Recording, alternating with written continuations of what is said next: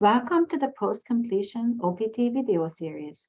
This video is going to discuss the employment requirements for OPT employment.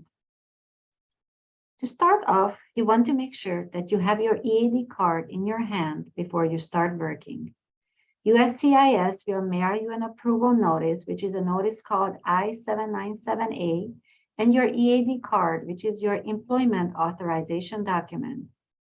You can see on the screen an example of what this card looks like. You must physically have your EAD card and be within the validity dates listed on the card in order to begin working legally. You can see toward the bottom of the card, they will have valid from and card expires. Those are the dates you are going to be looking at. This EAD card, in conjunction with your OPT I-20, is what allows you to work for up to 1 year under post-completion OPT. Preview the card when you get it and make sure that the information is accurate. Check the end date, check the start date, make sure it looks good. If you see an error, you can potentially reach out to OIAP or USCIS directly. If it is something USCIS must fix, like a typo in your name or something like this, you will need to reach out directly to them. Please note that it is usually okay if your name is cut off, as there are character limits in the given name and surname fields. The basic employment requirements for OPT employment are as follows. The employment requirements include that you must work a minimum of 20 hours per week, and this is considered full-time. Again, your employment must be related to your field of study, and you must be able to describe how it is related to your field of study, so that way we as your advisors can confirm that it is related to your study. While you are an OPT, you can work for multiple employers. You can also be self-employed if you have your own company that you are starting. You can work for an agency or a consulting firm. You can do an internship that can be paid or unpaid, and you can also volunteer in the field of study. Let's say you are an accounting major, you can volunteer for income tax preparation while you are trying to look for a full-time job. If you have received a job offer, but you are not sure if it meets the requirements, you can always call us. We can help you decide if the job would be a good fit. Let's talk about unpaid employment on OPT. You can accept a position that is unpaid or a volunteer position. If you are still searching for your dream job, but you know of an opportunity, such as working with a professor here at UHCF for research or something along those lines, you can start OPT with this position. Keep in mind that it must be related to your field of study, and you will need to keep accurate records of your volunteer time. If you choose to do an unpaid or volunteer job for the whole time you are on OPT, please be aware that you are not able to continue with it for STEM OPT if you are to apply.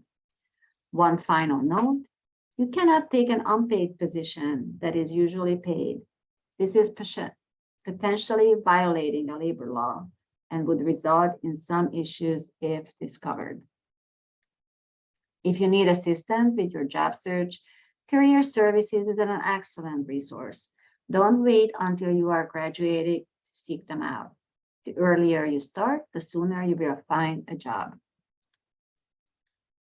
Please keep in mind that you are allowed up to 90 days of unemployment from the start date listed on your EAD card. Let's say your EAD card starts February 1st, then you have 90 days from February 1st to find a job, basically until May 1st. You also can continue to use those 90 days throughout the whole 12 months of your post-completion OPT. So if you want to leave a job, the clock starts again on your unemployment until you secure a new job.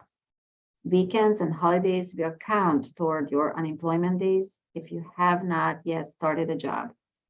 Any vacation or sick days that you have with your employer will not count toward unemployment days, as you are employed at this point. Please note that SCBP can terminate you if you exceed the 90 days of unemployment that is allowed, and that is automatic. There is nothing we can do to stop that if you have not reported your employment in time. You do have to keep in mind that you will be terminated for excessive unemployment. We do send, however, reminders to students who have 45 days or less days remaining and do not have employers listed in their record. However, it is 100% your responsibility to keep all records of your employment and any periods of unemployment. You can ask us, but your status is your responsibility. You need to take some ownership over all the rules that you must follow. If you accept a job that is not directly related to your field of study, you will be in violation of your status. Do not accept any job just to start working. You will be asked to report how it is related to your academic program. Also, you need to make sure that you are not working less than 20 hours per week.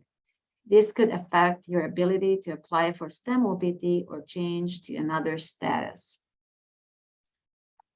And again, thank you for watching this video. Please do check out our other videos in this post-completion OPT series. We're wishing you the best of luck.